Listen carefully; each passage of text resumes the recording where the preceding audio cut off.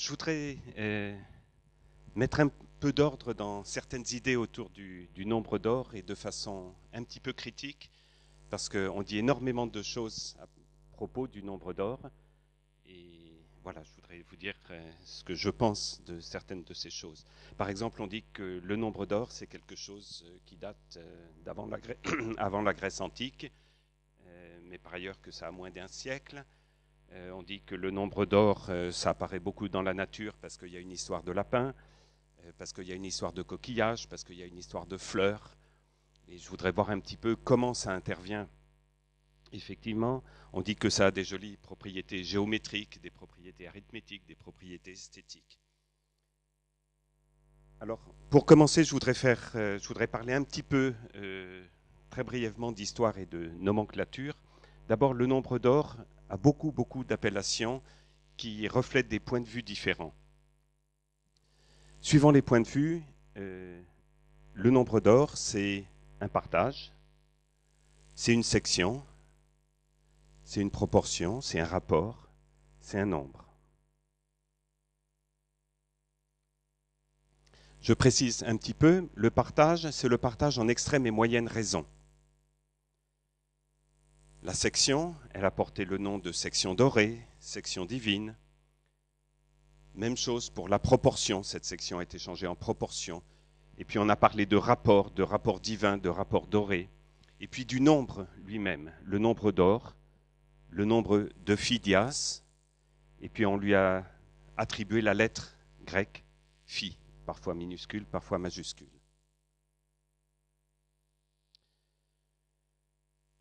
Ces diverses appellations sont arrivées progressivement au cours des âges. La première mention explicite se trouve dans les éléments d'Euclide. Je vous fais passer les éléments d'Euclide. Il y a quelques onglets là, vous pouvez regarder. Je pense ceux qui sont sur le bord de la page, loin de la reliure, sont peut-être les plus intéressants. Dans le livre 6, je crois, la définition 3 et l'article peut-être 30, je ne sais plus, où il y a la définition du partage en extrême et moyenne raison, et puis des propriétés pour construire ces choses-là. Donc là, ces éléments, c'est une édition ici où vous avez le texte grec d'Euclide et puis une traduction en français. Au Moyen Âge, le mathématicien et religieux franciscain Luca Pacioli a écrit un traité sur ce partage, cette proportion, et il voyait une intervention du divin, et du coup, la nomenclature a changé. C'était pas juste un partage, c'était une proportion divine. Et il a publié tout un traité sur cette proportion. Traité qui a été illustré par Léonard de Vinci, qui lui a... j'ai pas retrouvé l'expression sexio aurea, et je pense qu'elle fait partie des légendes des illustrations. J'en suis pas absolument sûr, mais elle est tirée normalement de ce traité-là. Ohm, vous connaissez la loi d'Ohm? Eh bien, c'est pas lui, si ce n'est toi, c'est donc ton frère, le frère de Georg Ohm, Martin, a étudié également cette section, il l'appelait Goldene Schnitt, la section dorée. Beaucoup plus récemment, Cook et Barr était un mathématicien, Cook c'était un escrimeur qui faisait je ne sais pas trop quoi, ils étaient copains, et il s'intéressait à ce nombre-là et à l'intervention de Phidias, Phidias qui était un sculpteur de l'Antiquité qui avait sculpté en particulier une grande statue d'Athéna qui est à l'Acropole et qui avait plus ou moins patronné la construction de l'Acropole, du Parthénon, dans lequel apparaît beaucoup le nombre d'or dans les proportions de la construction. Donc, pour rendre hommage à Phidias, il a proposé d'utiliser la lettre phi pour désigner cette proportion en tant que nombre, et vraiment l'expression de nombre d'or, elle date de probablement moins d'un siècle, de Matilajika, qui était poète, romancier, diplomate, politique et tout, et qui s'intéressait aussi au nombre d'or. Alors pour rentrer un tout petit peu dans les détails, voilà ce que dit Euclide, c'est qu'un segment est partagé en extrême et moyenne raison si on le coupe en deux parties inégales, tel que le segment tout entier est à sa plus grande partie ce que la grande partie est à la petite. Donc c'est illustré ici par le fait que A plus B, le total, divisé par la grande partie A, est égal à A, la grande partie, divisé par la petite B. Quels peuvent être A et B? Est-ce qu'il y a des exemples de partage en extrême et moyenne raison? Est-ce qu'il y a plusieurs possibilités, etc. Alors on peut faire des essais, on le coupe en deux par le milieu. Si on coupe en deux par le milieu, eh bien A sur B est égal à 1, A plus B sur A est égal à 2, donc ça ne marche pas. Il y a une des fractions qui est double de l'autre. Si on partage un segment de longueur 7 en 4 et 3, le A sur B vaut 1,33, le A plus B sur A vaut 1,75. C'est un peu mieux, on se rapproche, mais c'est toujours pas ça. Si on partage en 5 tiers, c'est encore plus proche, 1,67 pour une des fractions, 1,60 pour l'autre fraction, mais c'est toujours pas ça. Donc on peut faire quelques essais comme ça pour avoir une estimation de ce que peut être ce nombre-là. Alors bien sûr, on peut le calculer exactement. Puisque c'est une proportion, l'unité de mesure n'a pas grande importance et on peut toujours choisir B comme unité, donc B est égal à 1.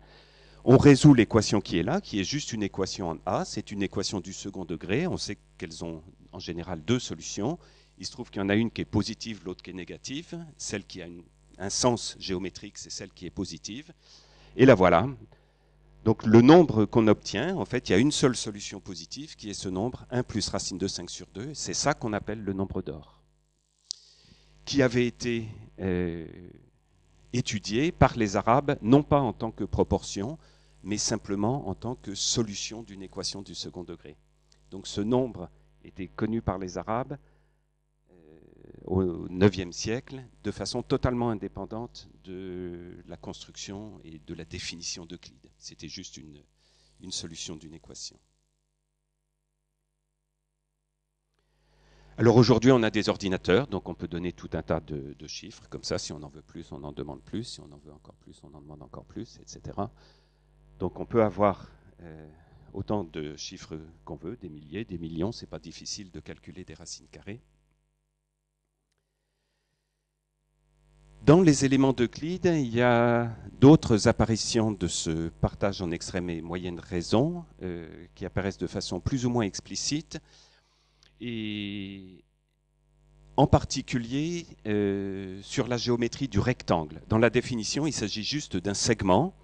Et Euclide parle aussi de certains rectangles qui ont des propriétés intéressantes. Il ne parle pas de nombre d'or, bien entendu. Il se trouve que un rectangle qui a la propriété qui est marquée là-haut, c'est-à-dire que la forme du rectangle ne change pas, sa taille va changer, mais sa forme ne change pas si on lui retire un carré. Si vous prenez un carré que vous retirez un carré, il ne reste plus rien.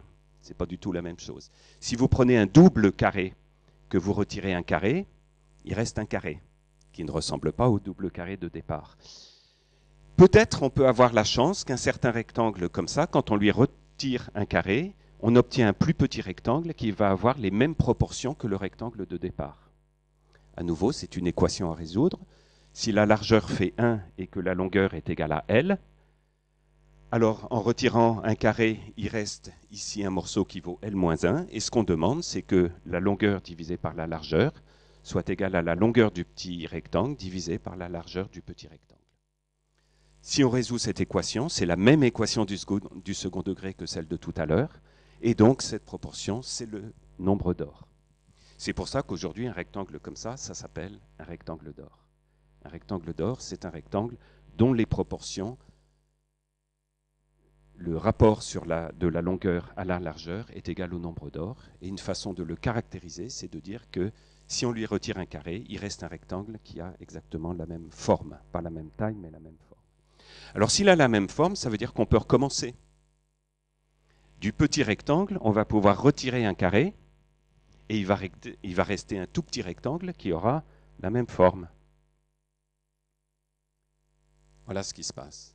Et il nous reste un tout petit rectangle. Donc on a le grand-père, le père et le fils. Il peut y avoir le petit-fils et l'arrière-petit-fils, etc. On enlève un carré à chaque fois. Tous les rectangles qu'on obtient sont tous des rectangles d'or. On conserve cette proportion.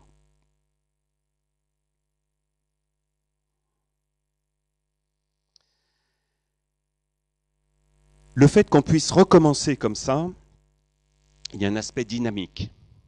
À cause de cet aspect dynamique, il y a une liaison, je dirais, à la fois dans notre cerveau et puis naturelle à tout ce qui est nature. Tous les phénomènes vivants, la reproduction, la croissance des cristaux, la croissance des plantes, etc. C'est des phénomènes qui sont dynamiques, qui sont souvent modélisés par des systèmes dynamiques, mathématiques. Et donc, on peut être amené à étudier cette suite de rectangles de plus en plus petits. On peut d'ailleurs faire la même chose de plus en plus grand en ajoutant des carrés, d'un point de vue en ayant derrière la tête des phénomènes naturels de reproduction et autres. Alors c'est un premier endroit où je serais un petit peu critique, et quand on dit le nombre d'or, c'est dans la nature parce qu'il est question de lapins. Effectivement, le nombre d'or est lié à ce qu'on appelle la suite de Fibonacci, qui est lié à un problème de lapin.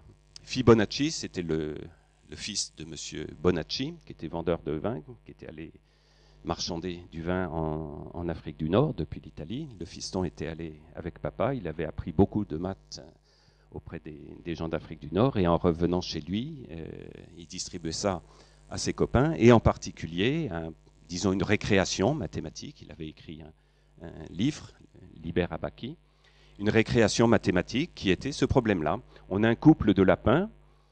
Combien en a-t-on après n mois si chaque couple donne naissance à un nouveau couple tous les mois? Pas le premier mois parce qu'ils sont trop jeunes, mais à partir du deuxième mois.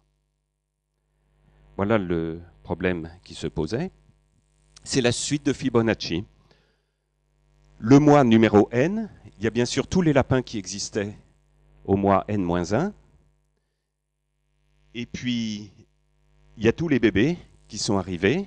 Il y en a autant que de lapins qui existaient au mois n-2, puisqu'à partir du deuxième mois, 2 mois après les lapins du mois n-2, ils sont devenus suffisamment grands pour engendrer des nouveaux petits lapins. Donc le nouveau nombre de lapins au mois n, c'est ce qu'il y avait au mois n-1, plus les bébés.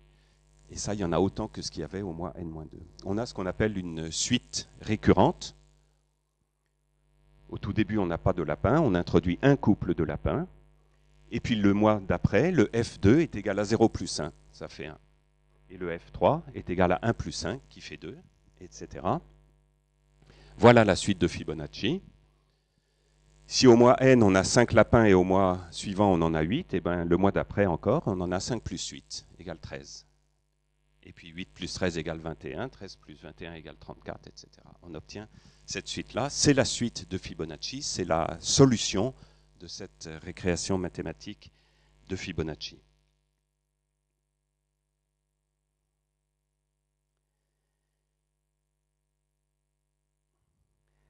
Alors, lié à cette suite de Fibonacci, je reprends mon problème des rectangles. Le problème du rectangle d'or, quand on enlève un carré, on obtient toujours un rectangle d'or. Je le prends à l'envers. Je pars d'un rectangle d'or et je lui rajoute un carré le long du grand côté. J'obtiens à nouveau un rectangle d'or. Et je peux continuer cette chose-là. J'obtiens une suite infinie de rectangles d'or vers le haut et vers le bas. Ce procédé-là, ça permet de construire de façon géométrique très simple des rectangles qui ne sont pas tout à fait d'or, mais presque d'or. On construit en rajoutant des carrés, non pas en partant d'un rectangle d'or, puisque le but c'est d'arriver à en construire un, mais en partant d'un carré. Et ça, on sait bien faire du point de vue géométrique. Donc je pars d'un carré et je lui colle un carré sur le côté. J'obtiens un rectangle qui n'est toujours pas d'or. Il est 1 sur 2. Je colle un carré sur le côté. J'obtiens un rectangle qui n'est toujours pas d'or. Je colle un carré sur le côté, j'obtiens un nouveau rectangle. Et cette suite de rectangles s'approche en fait d'un rectangle d'or. Les longueurs des côtés, si je mesure à partir si je prends comme unité le côté du petit carré, c'est les nombres 1, 2, 3, 5, 8. Vous avez vu la suite de Fibonacci, ça commençait par 0, 1, 1, 2, 3, 5, 8, 13, 21, etc. En effet, le Fn-2 est ici, le Fn-1 est ici, et le Fn est là. Le 5, c'est la somme du 3 et du 2. Le 8, c'est la somme du 5 et du 3, etc. Donc c'est la même équation de récurrence, donc pas étonnant qu'on obtienne exactement la même suite. Or, cette suite arithmétique, c'est une suite récurrente qui est assez facile à étudier en mathématiques. On apprend ça dans les toutes premières années d'université. Et cette suite récurrence, on peut expliciter ces solutions. Fn est égal à phi n moins phi bar puissance n, où phi bar s'obtient à partir de phi en changeant le signe de la racine, simplement. Donc on prend la puissance énième de ces trucs-là, on divise par racine de 5. Alors vous voyez que le nombre phi, c'est un nombre qui est plus grand que 1, il vaut 1,6 et des broutilles. Le nombre phi bar, lui, il est plus petit que 1. Donc quand on prend la puissance énième, celui-là va tendre vers l'infini, celui-là va tendre vers 0, et d'un point de vue un petit peu grossier, on peut considérer que Fn, c'est juste phi n sur racine de 5. Autrement dit, le quotient de deux nombres comme ça s'approche de phi. Phi puissance n sur racine de 5, plutôt phi puissance n plus 1 sur racine de 5, divisé par phi puissance n sur racine de 5, aux petites broutilles près que j'oublie ici, qui tendent vers 0, ça donne juste le nombre phi. Cette chose-là, ça me prouve que la forme de ce rectangle s'approche de la forme du rectangle d'or. Donc voilà une manière de construire simplement un rectangle qui est presque un rectangle d'or. On part d'un carré, et puis on colle un carré le long du plus grand côté, plusieurs fois, jusqu'à ce qu'on obtienne la précision qu'on souhaite.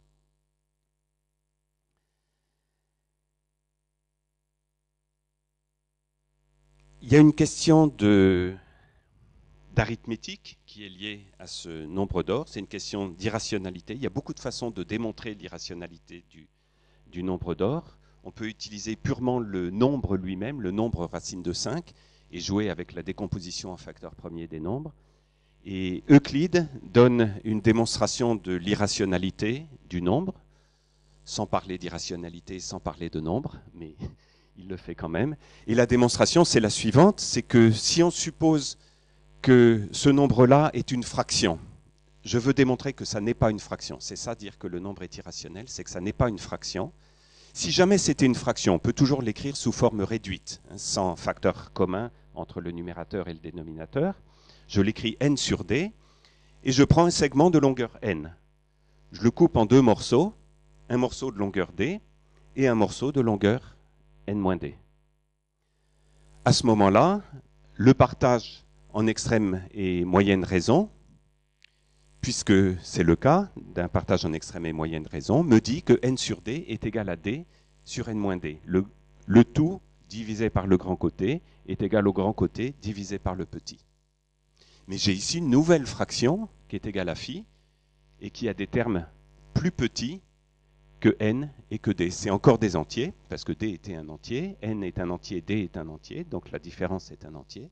Si je pars d'une fraction ici, j'en obtiens une qui est encore plus simple et qui représente le même nombre. Et je peux recommencer comme ça. Donc j'ai une contradiction si je suppose au départ que ma fraction était réduite. Donc ce nombre-là ne peut pas être Euclide, je ne sais plus comment il dit exactement, mais en gros, il n'y a pas de commune mesure entre ces deux quantités-là. Parce que s'il y avait une commune mesure, ça serait aussi une commune mesure à deux segments qui sont plus petits. Voilà, donc c'est un nombre qui est irrationnel. Alors, vous allez travailler maintenant. Le nombre d'or apparaît dans la nature, dit-on, parce qu'il y a un problème de lapin. Je réponds, c'est pas vraiment la nature, c'est juste un problème de lapin. Ça n'a rien à voir. Je dis par contre que le nombre d'or apparaît dans la nature parce qu'on va le voir dans les pommes de pin.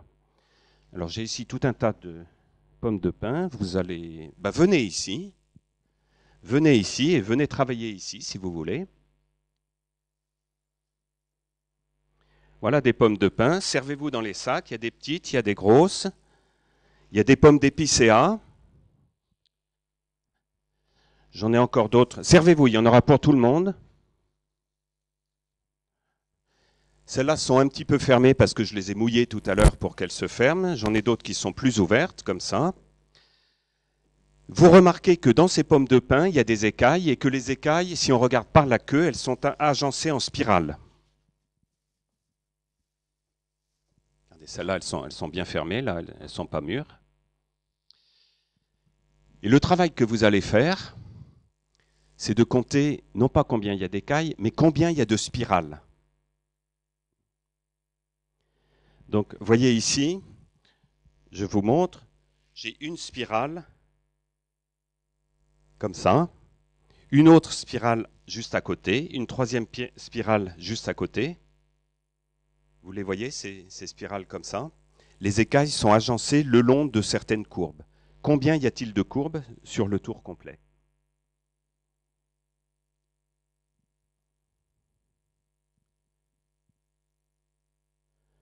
58.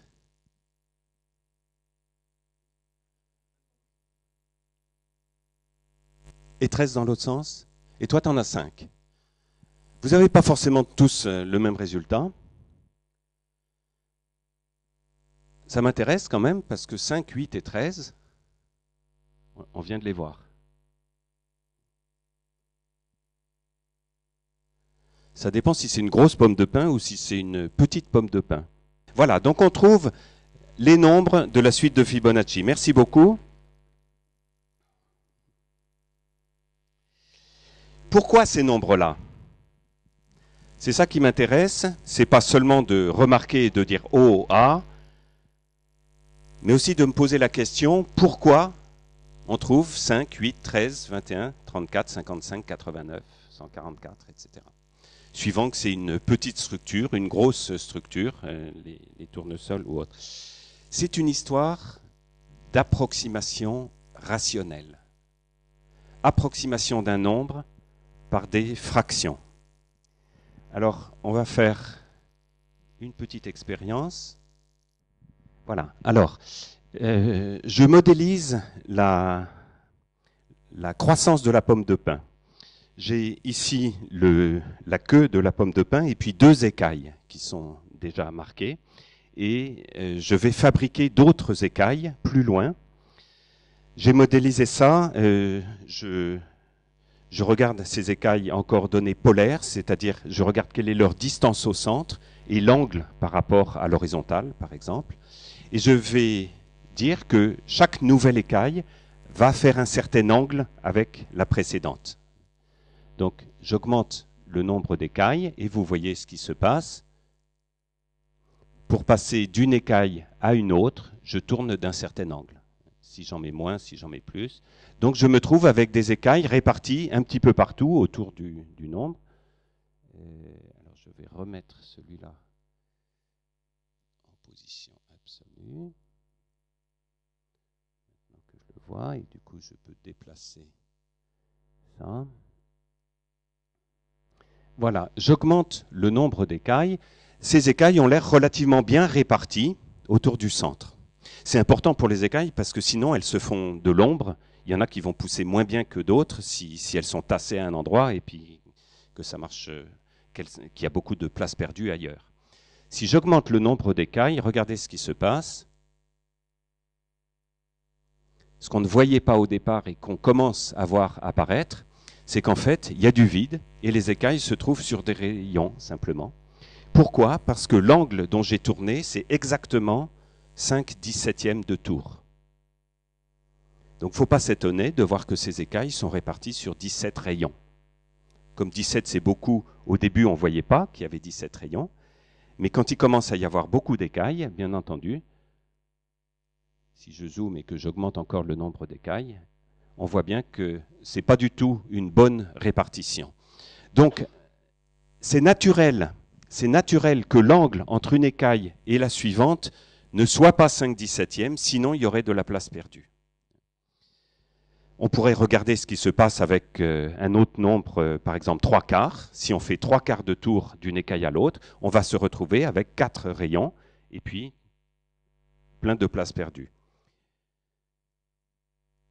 Donc c'est naturel que les écailles soient réparties de telle façon que l'angle entre une écaille et la suivante soit un nombre qui n'est pas une fraction, pour qu'il n'y ait pas de trou. Donc il faut trouver des nombres qui ne sont pas des fractions. Ben, on en connaît un certain nombre. Il y a le nombre pi, par exemple. Le nombre pi, ce n'est pas une fraction. Le nombre d'or, ce n'est pas une fraction. On a vu qu'il est irrationnel. Donc peut-être que ça va marcher mieux avec le nombre pi ou le nombre d'or. Qu'est-ce qui se passe si je change l'angle qui est là? C'était 5/17e. Je vais le remplacer par pi.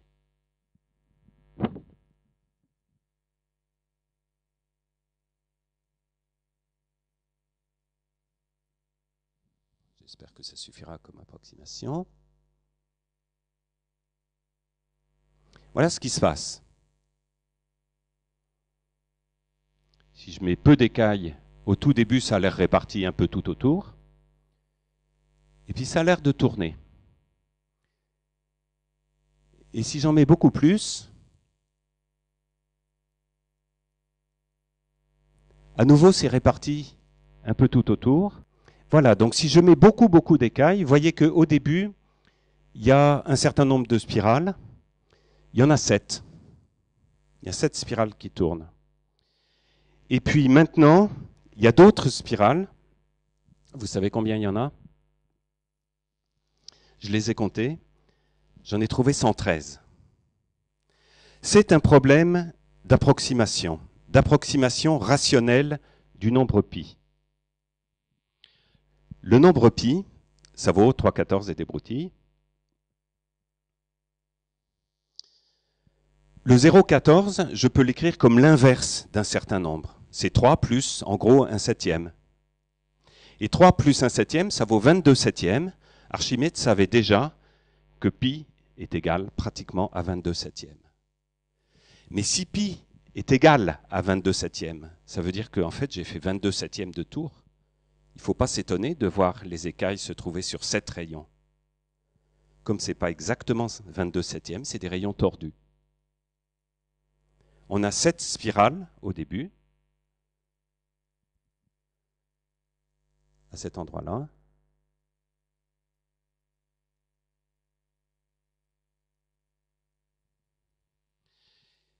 Si je continue mon approximation du nombre pi, en fait, ce n'est pas exactement ce truc-là.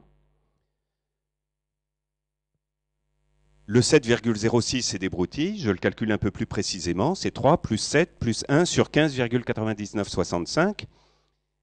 C'est à peu près la même chose que 1 sur 15. Et donc, je vais trouver 355 sur 113. Puisque ce nombre-là, c'est pas vrai d'ailleurs tout à fait. Là, j'ai fait une erreur. C'est celui-là qui vaut 355 sur 113. En fait, c'est 15,99, puis il faudrait le remplacer par 16. Donc voilà le 355 sur 113, qui est la meilleure approximation avec cette précision-là. Si on veut approcher pi à 1/10 près, voilà une approximation, et il n'y en a pas d'approximation avec des fractions plus simples que celle-là. C'est un problème général. Quand on a un nombre réel, x, on peut toujours l'écrire comme 1 entier plus 1 sur 1 entier plus 1 sur 1 entier plus 1 sur 1 entier. C'est ce qu'on appelle le développement en fraction continue. Et si vous regardez le développement du nombre pi, il y a ici un nombre 292 qui est grand. Donc le 1 sur 292, on peut pratiquement l'oublier. Il ne va pratiquement rien changer en face du 1 qui est là. Le fait qu'il y ait un nombre très grand ici fait qu'on peut tronquer cette fraction continue et obtenir une approximation qui est excellente, parce que le 292 est grand.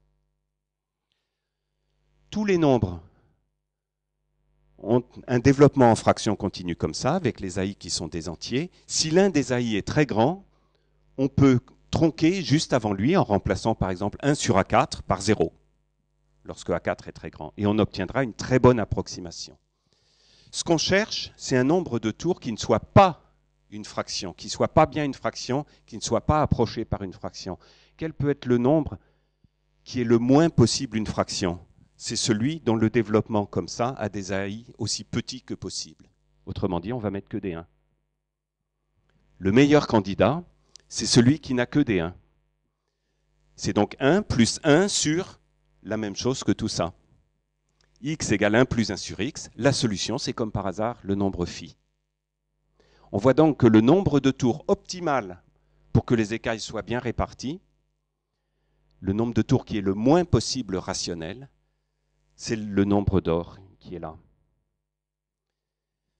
Mais ce nombre phi, il est mal approché par les rationnels, il est quand même un petit peu approché. Par exemple, si on tronque la fraction, ici on trouve 8 cinquièmes. Si on la tronque un petit peu plus loin, on va trouver le quotient Fn plus 1 sur Fn. Il y a donc des approximations. Ce nombre est mal approché, mais il y a quand même des approximations qui sont les quotients successifs de la suite de Fibonacci. Un coup par excès, un coup par défaut. Vous voyez, ici, c'est en dessous d'un 618, là c'est au-dessus, là c'est en dessous, là c'est au-dessus, etc. Ce qui veut dire que si on regarde les écailles, on va avoir en gros 5 spirales dans un sens et 3 dans l'autre, mais ça va tourner assez vite quand même, parce que l'approximation n'est pas très bonne. Ou bien 8 spirales dans un sens et 5 dans l'autre, ça tourne un peu moins vite parce que l'approximation est meilleure, ou bien 13 spirales dans un sens et 8 dans l'autre, etc.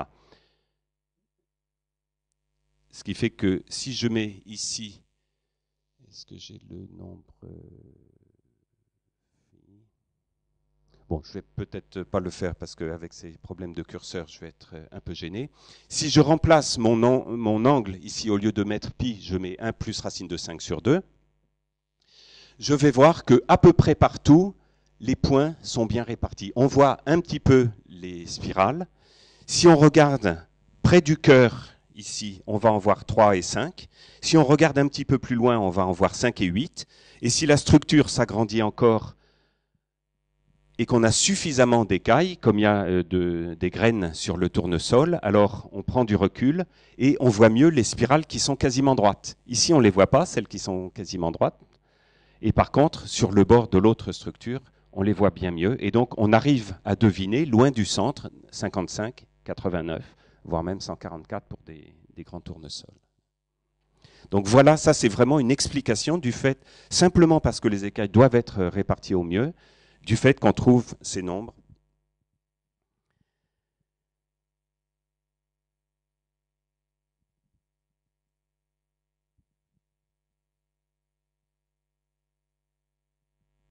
Alors, les spirales. Un autre endroit où on parle du nombre d'or et de la nature, c'est qu'il y a des coquillages en spirale.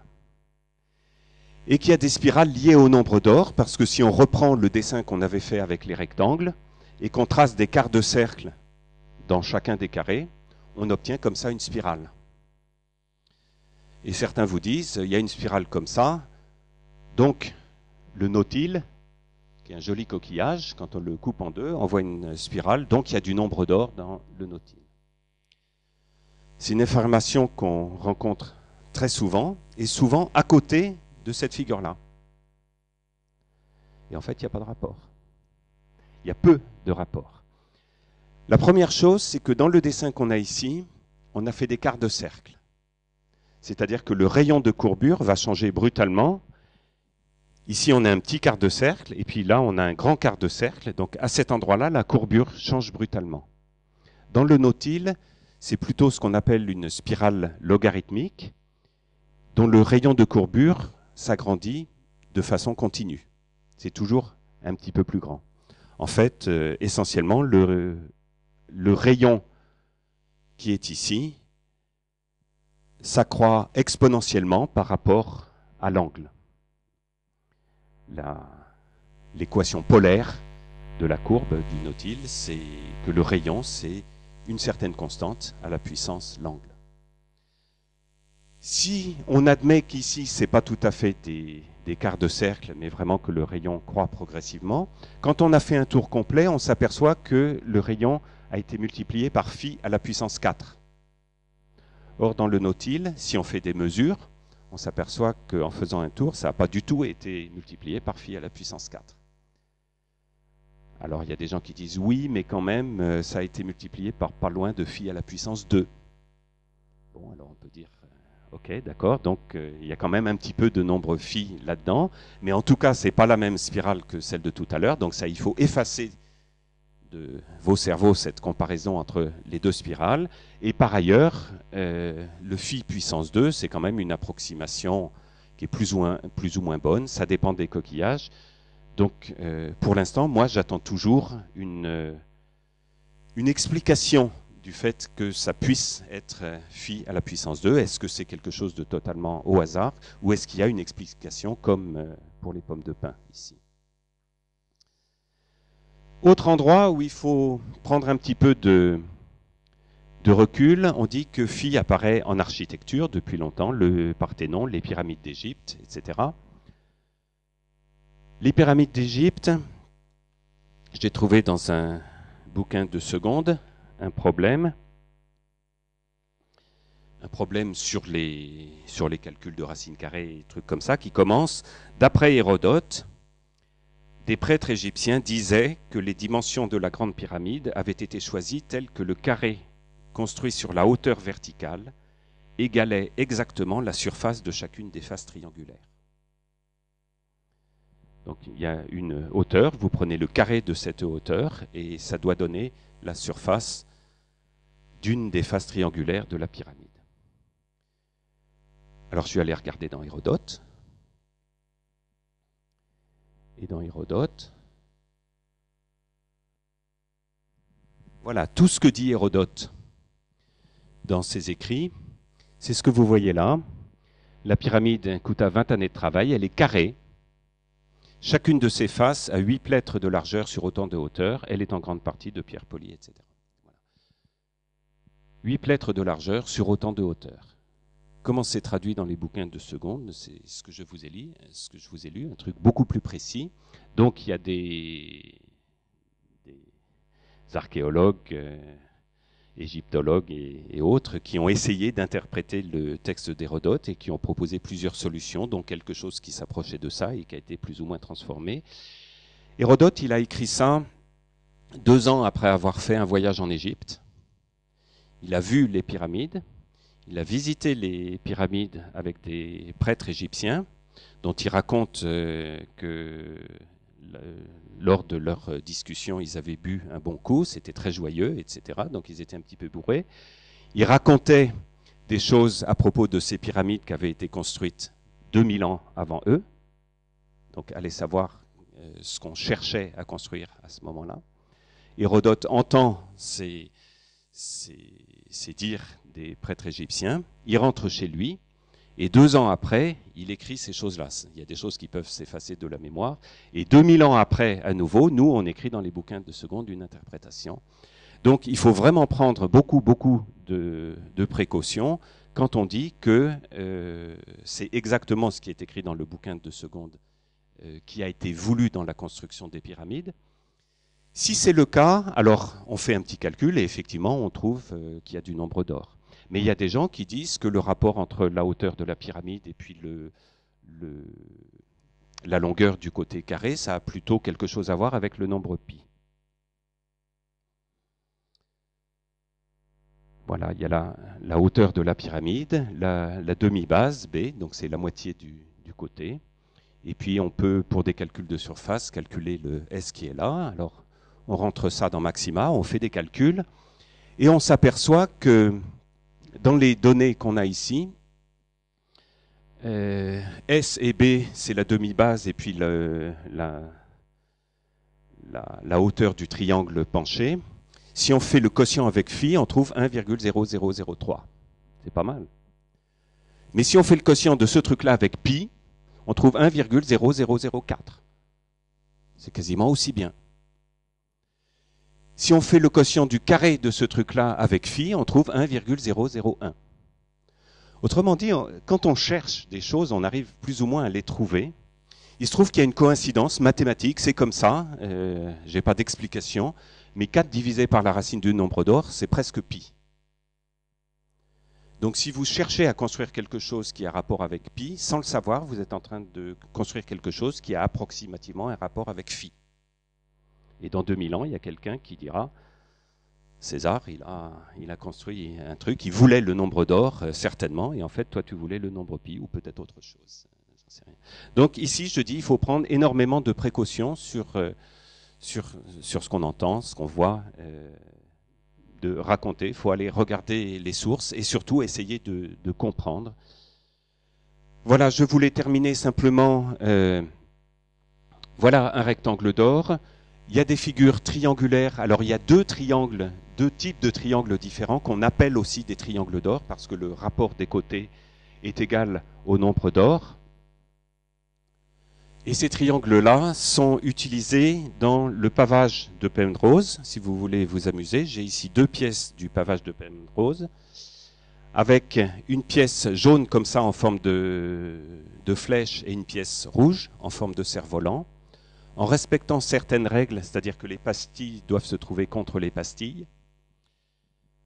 On peut montrer, c'est quelque chose qui a été découvert il y a une quarantaine d'années par Roger Penrose.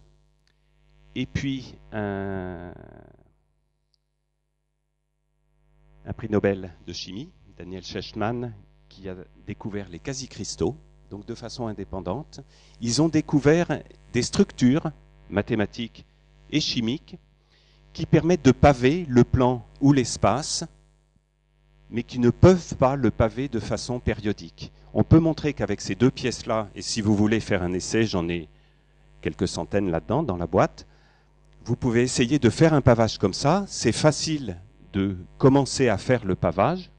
Et ce pavage ne peut pas être périodique. Et la raison pour laquelle il ne peut pas être périodique, c'est que quand vous voulez faire le pavage, vous êtes obligé d'utiliser un nombre de pièces rouges et de pièces jaunes dont le rapport s'approche du nombre d'or. C'est facile de montrer ça. Or, le nombre d'or, on a vu qu'il est irrationnel. Si le pavage était périodique, le rapport entre les rouges et les jaunes, ça serait un nombre rationnel.